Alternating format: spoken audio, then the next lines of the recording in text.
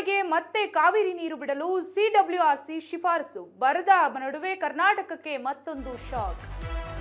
August 13ರಂದು Karnataka ಬಂದ್ಗೆ ಮೊದಲೇ big shock. ಪ್ರತಿನಿತ್ಯ 1.3 ಟಿಎಂಸಿ ನೀರು ಹರಿಸುವಂತೆ ಸೂಚನೆ.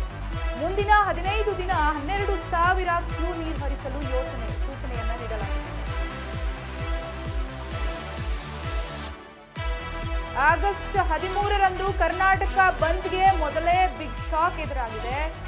ಪ್ರತಿನಿತ್ಯ 1.3 ಟಿಎಂಸಿ ನೀರು ಹರಿಸುವಂತೆ ಸೂಚನೆಯನ್ನ ನೀಡಲಾಗಿದೆ. ಮುಂದಿನ 15 ದಿನ 12,000 ಕ್ಯೂ ನೀರು ಹರಿಸೋದಕ್ಕೆ ಸೂಚನೆಯನ್ನ ನೀಡಲಾಗಿದೆ. ತಮಿಳುನಾಡಿಗೆ ಮತ್ತೆ ಕಾವೇರಿ ನೀರು ಬಿಡಲು ಸಿಡಬ್ಲ್ಯೂಆರ್ಸಿ ಶಿಫಾರಸನ್ನ ಮಾಡಿದೆ.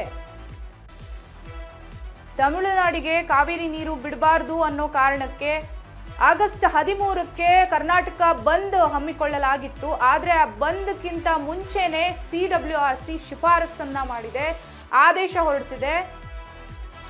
ತಮಿಳುನಾಡಿಗೆ 1.3 ಟಿಎಂಸಿ ನೀರನ್ನ ಹರಿಸಬೇಕು ಅಂತ ಹೇಳಿ. ಮುಂದಿನ 15 ದಿನ ನಿತ್ಯ 12,000 ಕ್ಯೂಸೆಕ್ ನೀರು ಹರಿಸುವಂತೆ ಸಿಡಬ್ಲ್ಯೂಆರ್ಸಿ ಶಿಫಾರಸನ್ನ ಮಾಡಿದೆ. ಬರದ ನಡುವೆ ಕೂಡ ಕರ್ನಾಟಕಕ್ಕೆ ಮತ್ತೊಂದು ಬಿಗ್ ಶಾಕ್. ಮುಂದಿನ 15 ದಿನ 12,000 ಕ್ಯೂಸೆಕ್ ನೀರು ಹರಿಸೋದಕ್ಕೆ ಸೂಚನೆಯನ್ನ ನೀಡಿದೆ.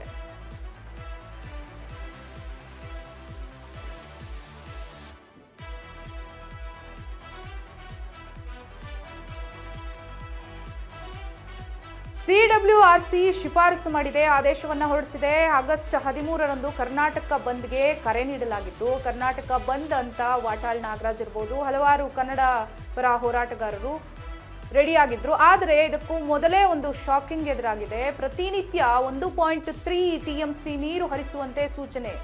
ಮುಂದಿನ 15 ದಿನಗಳವರೆಗೂ 12,000 ಕ್ಯೂಸೆಕ್ ನೀರು ಹರಿಸೋದಕ್ಕೆ ಸೂಚನೆಯನ್ನ ನೀಡಿದೆ.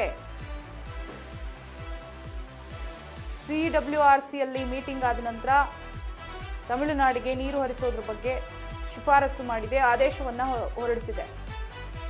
ಪ್ರತಿನಿತ್ಯ 1.3 ಟಿಎಂಸಿ ನೀರು ಹರಿಸುವಂತೆ ಸೂಚನೆಯನ್ನ ನೀಡಿದೆ.